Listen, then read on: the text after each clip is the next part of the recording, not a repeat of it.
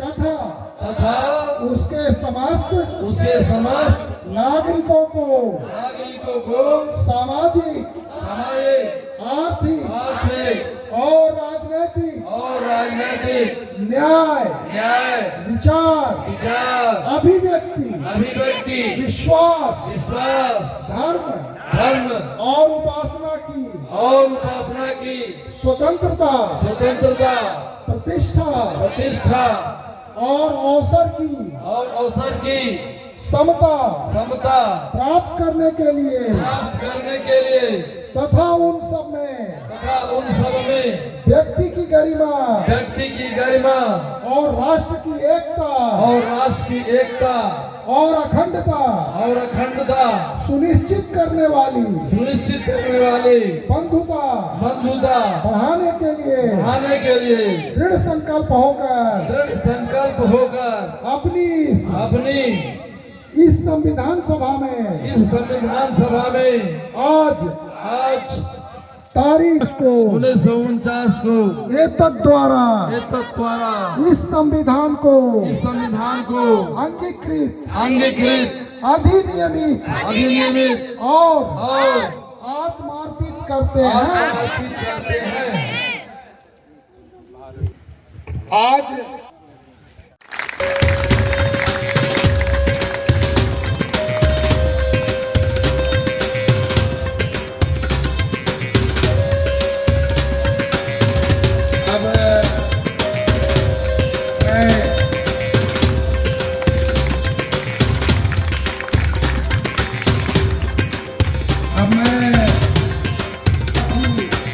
अब मैं वीरेंद्र प्रजापति को पटनार माला के साथ स्वागत करेंगे। अब हम चाहेंगे कि हमारे बीच में हमारे सक्रिय शंकर पासवान जी हैं, कृपा करके वो भी आए। हमारे बीच में हमारी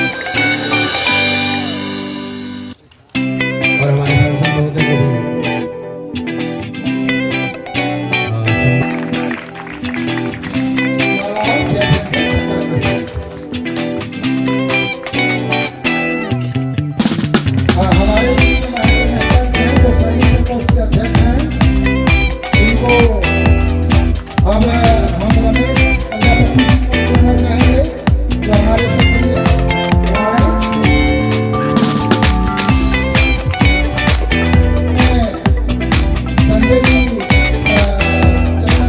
श्वेता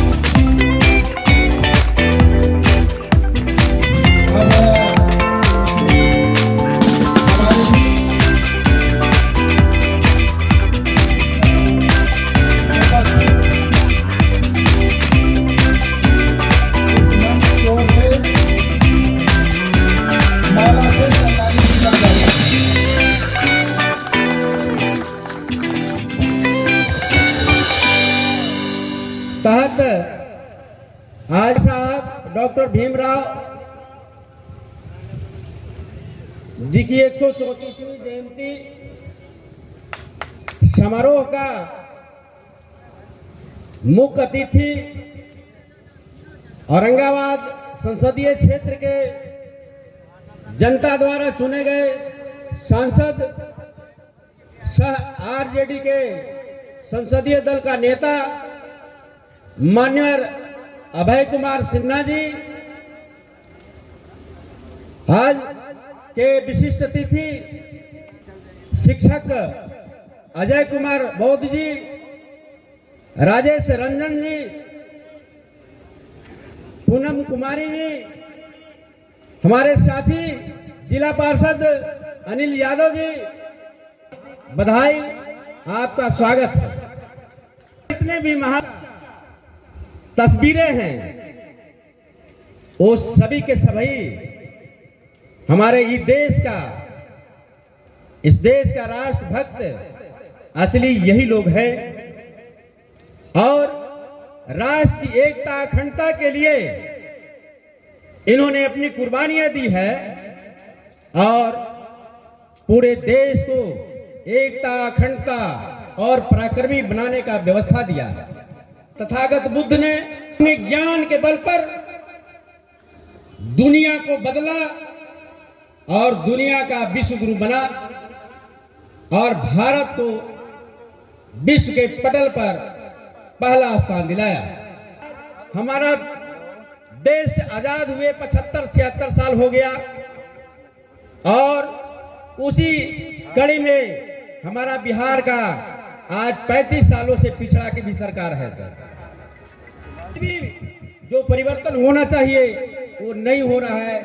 इसलिए नहीं हो रहा है कि यहाँ सत्ता परिवर्तन की लड़ाई हो रही है।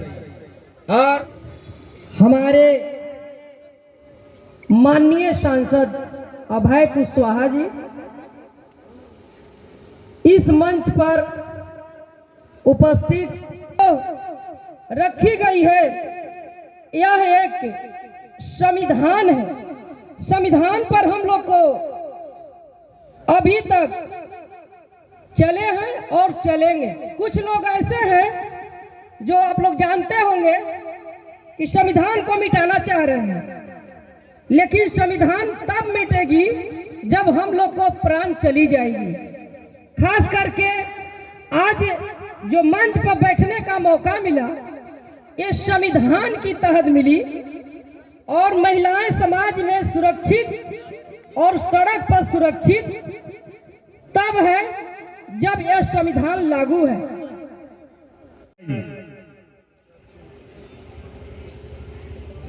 2015 के ही सरकार में जंगल राज आ गया था और फिर 17 महीने की सरकार आई। तो 17 महीने की सरकार आई तो बिहार में ऐतिहासिक काम हुआ, जातीय गणना करा करके 65% आरक्षण लागू किया गया। और जब आरक्षण लागू हुआ तो उसको रोकने वाले कौन हैं? बैकडोर से भारतीय जनता पार्टी का जो टीम है वो रोकने का काम करती है। हाई कोर्ट से रोक लगा दी। 17 महीने सरकार रही तो ऐतिहासिक गांधी मैदान में, पटना के गांधी मैदान में रिकॉर्ड देश में किसी राज्य में ऐसा नहीं हुआ था। एक दिन में 2,23,000 समथिंग कुछ लोगों को नियुक्ति पत्र बांटा गया। वो जंगल राज था क्या भैया? अगर वो नियुक्ति पर बांटना एक दिन में 2,23,000 का, वो उसको अगर एनडीए वाले जंगल राज कहते हैं तो हमको तो लगता है कि वो जंगल राज ही ठीक है कि नियुक्ति पत्र बंटती है। तो देखिए ये सब दिग्भ्रमित करने का और इधर की बात उधर करने का, सिर्फ ये सोच रखते हैं कि हम आपका वोट किस रूप में और कैसे पाते रहें और बस आपके ऊपर सत्ता में बने रहे। ये सिर्फ उनकी सोच है। आपने देखा हम लोकसभा में थे, परिनिर्वाण दिवस के अवसर पर बाबा साहेब भीमराव अंबेडकर जी के बारे में प्रधानमंत्री जी ने बहुत लंबी चौड़ी भाषण दी। मैंने बाबा साहेब के लिए ये किया, मैंने बाबा साहेब के लिए वो किया, मैंने वहां बनवाया, मैंने यहां बनवाया। और उन्हीं के मंत्री एक हैं चांदिल वाले, समझे ना? जब वो राज्यसभा में गए तो किस तरह की भाषा का इस्तेमाल बाबा साहेब के बारे में किया? किस तरह की भाषा का इस्तेमाल? इस बात को हमें समझने की जरूरत है। जब भाषा का इस्तेमाल किए तो वो मीडिया के सामने बोले कि अमित शाह जी का जुबान लड़खड़ा गई थी, लेकिन हम लोग कहे इनकी जुबान नहीं लड़खड़ाई थी, इनकी दिल की बात जुबान पे आ गई थी कि कितना भाव है बाबा साहेब भीमराव अम्बेडकर जी के बारे में। इसलिए साथी, हम बधाई देना चाहेंगे यहाँ के पूरे टीम को, और हम लोग को काम करना होगा, शिक्षित बनना होगा, शिक्षा से जुड़ाव रखना होगा, और अन्याय के खिलाफ हमेशा आवाज बुलंद करते भी रहना होगा। चाहे वो अभय कुशवाहा अन्याय करे, या उदय जी करे, या अजय जी करे, एकजुट होकर के अन्याय के खिलाफ लड़ना होगा। और ये दिन मैं बता दूं कि 90 में जब 1990 में 90% का बेटा मुख्यमंत्री बने, तो ये तो जरूर है ना कि हमारे पूर्वजों की जो शहादत है वो बेकार नहीं गई है। अब जब भी यहाँ कोई मुख्यमंत्री बिहार में बनेगा तो 90% का ही बेटा गद्दी पर बैठेगा। ये एक लाइन खिंचा के चल गई है। लेकिन सोचना हम लोगों को ये होगा कि 90% के कंधे पर रख करके जो सत्ता चलाने का लोग काम कर रहे हैं उसको समझना होगा, और अपनी जो सत्ता है 90% की उसको समझना होगा कि किसके साथ और कैसे चलेगी। उस धारा में हम लोगों को चलना होगा। हम लोगों को जात में बांट दिया, दलित तो कहीं महादलित, पिछड़ा अति पिछड़ा। हम लोग तो कहते हैं, हम लोग अगर जात अगर कोई पूछे तो सीधे कह दीजिए हम 85% हैं। क्या है जात के नाम? तो हमारा नाम 85% और 90%। जिस दिन हम लोग ये बोलना शुरू कर देंगे, मैं समझता हूं वो दिन बाबा साहेब भीमराव अम्बेडकर और भी जो हमारे पूर्वजों का जो सपना था, जो सपना सजोए कि हमारा बिहार इस तरह का हो, हमारा देश इस तरह का हो, तो मैं समझता हूं कि निश्चित तौर पर अपने महापुरुषों के विचारधारा के अनुसार हमारा बिहार भी होगा और हमारा देश भी होगा। और ये तो हमसे मांग कर रहे हैं कि सांसद जी हमको भवन दे दें। सांसद का है वो? अरे वो आप ही का ना है, बाबा साहेब भीमराव अम्बेडकर जी का ही ना है कि हमरा है? तो हमरा नहीं है। आप उस समय भी मिले थे, मैंने पहले भी कहा कि भाई सांसद के पैसा कम आता है, 4 करोड़ 90 लाख आता है एडवोकेट साहब। हमने कहा कि भाई नल्ली गली हमसे मत बनावे लगी, बोलिए नल्ली गली के लिए बहुत सारे प्रतिनिधि हैं, सब बनाते रहते हैं। हम चाहते हैं कि हमारे जितने भी महापुरुष हैं उनके नाम से कम हर एक प्रखंड में एक स्मृति भवन हो। हम ये कर चाहते हैं, और मैं दिया भी हूं इस बार। संत शिरोमणि रैदास बाबा स्मृति भवन, देखिए भामा साहेब स्मृति भवन, बाबा साहेब भीमराव अम्बेडकर स्मृति भवन, जगदेव प्रसाद अमर शहीद जगदेव प्रसाद स्मृति भवन, जननायक कर्पूरी ठाकुर स्मृति भवन, ये सारा चीज इस बार मैंने दिया भी है। वो 1-2 महीना में बनेगा। हमको ध्यान में नहीं था यहाँ पर, हम माफी चाहेंगे, लेकिन इस बार तो पैसा खत्म हो गया है इस वित्तीय वर्ष का। अगले साल इसी टाइम में जब आप कार्यक्रम कीजिएगा तो निश्चित तौर पर इस जगह पर बाबा साहेब भीमराव स्मृति भवन के लिए 15 लाख रुपया मैं यहाँ पर आपको वहाँ पर हमारा जिंदाबाद।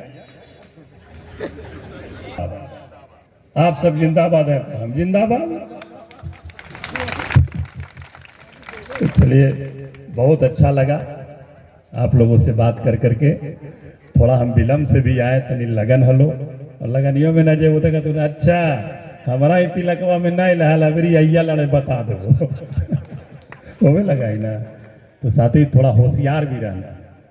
हम लोगों की लड़ाई यहाँ बहुत चालाक चीज से है, बड़ी चालाक से लड़ाई है।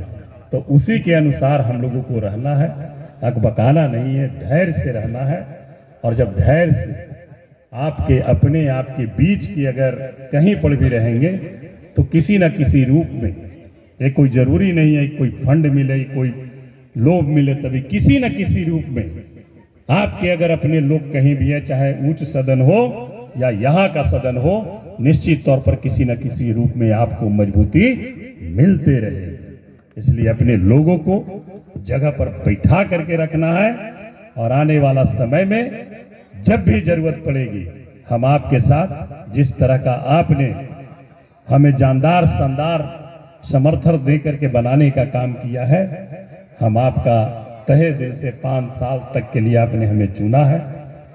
हम आपका सेवा करने के लिए तत्पर रहेंगे। सभी जगह व्यवस्था हम लोग कर रहे हैं। हम लोग दिल्ली हो या पटना, भगवान न करे कभी जरूरत पड़े, लेकिन मैं मंच से कहना चाहता हूं कि अगर किन्हीं को भी ऐसे जरूरत न पड़े, किन्हीं को दिल्ली में भी यार इलाज कराने जाने की व्यवस्था जरूरत पड़े, तो वहाँ भी हमारे आदमी एक रहते हैं, उनका नंबर दूंगा, सारा वो व्यवस्था कराएंगे। दिखाने उखाने का, रहने उठने का भी व्यवस्था मैंने किया है, खाने वगैरह का भी व्यवस्था वहाँ पर आप लोग के लिए है। ऐसे आवास भी है, ऐसे भी घूमने आइएगा तो जरूर पहुँच जाइएगा। तनी सा भी संकोच नहीं करना है। एमपी का फ्लाइट करने हैं, साउथ एवेन्यू 1 नंबर, यहाँ भी 1 नंबर थे आप और दिल्ली में भी साउथ एवेन्यू 1 नंबर है। तो कभी भी बेझिझक आइएगा, घूमने भी आइए, परिवार के साथ आइए, बच्चों के साथ आइए।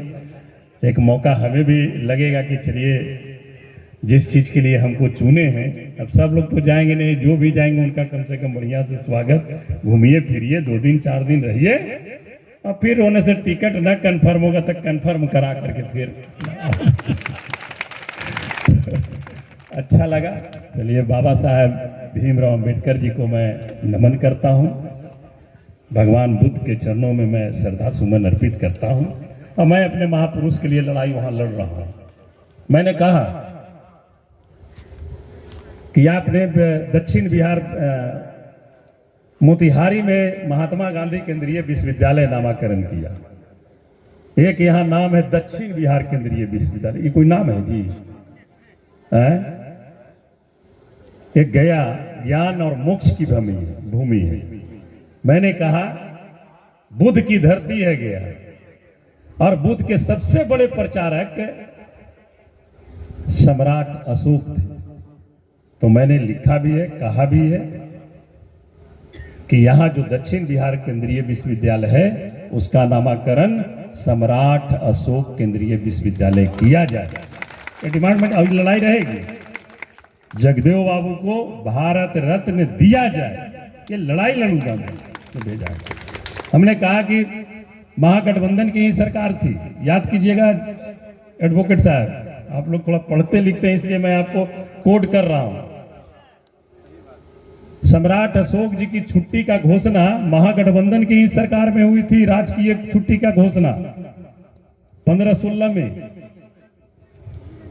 बिहार में, और हमने मांग किया है कि जब बिहार में सम्राट अशोक जी का राजकीय छुट्टी है तो आप केंद्रीय छुट्टी की घोषणा करो। जब आप कहते हो कि हम इनके अति हैं, शुभचिंतक है, तो अटकल है भाई। कहेंगे अति पिछड़ा के बेटा है। अरे भाई, अति पिछड़ा के बेटा है तो अभी तक केंद्रीय अति पिछड़ा आयोग का है नहीं गठन किए हैं। ये सब खाली दिग्भ्रमित करने वाली बातें हैं, सोचने वाली बात है। मुद्दे से भटकाने के लिए तरह तरह के चीज ले आएंगे। जाति, धर्म, भेदभाव, देशभक्ति की बात करेंगे। आपसे हम एक चीज जानना चाहते हैं, सही बात है, अगर मैं गलत बोलूंगा तो आप बेझिझक बोलिए कि एमपी साहब आप गलत बोल रहे हो। आरएसएस से भारतीय जनता पार्टी में कोई अंतर है क्या? कोई अंतर है भैया? सबसे बड़ा कैंप आरएसएस का कहां है? नागपुर में। कभी तिरंगा झंडा फहराया है क्या? देखे हैं, सुने हैं? जो तिरंगा झंडा नहीं फहराए और वो अपने आप को देशभक्त कहता है भाई, राष्ट्रवाद कहता है। अभी गए थे माननीय प्रधानमंत्री जी वहां, जानते हैं क्या बोले?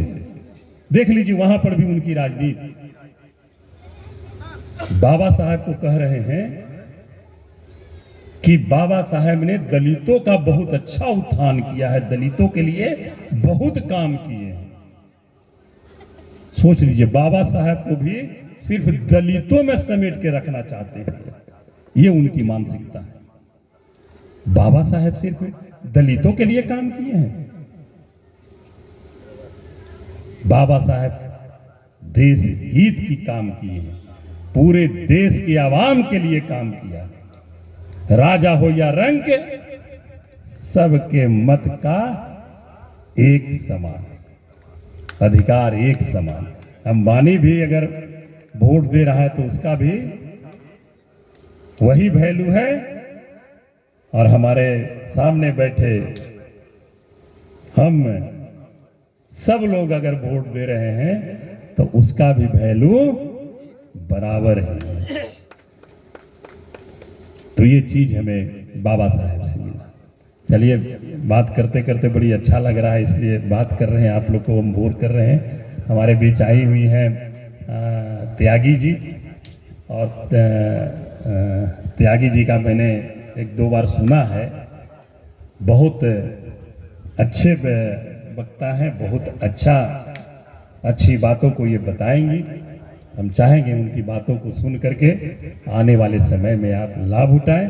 इन्हीं चंद शब्दों के साथ आप सभी लोगों का दिल की गहराइयों से हम पुनः हार्दिक वंदन करते हुए, अभिनंदन करते हुए अपनी वाणी को विराम देता हूं।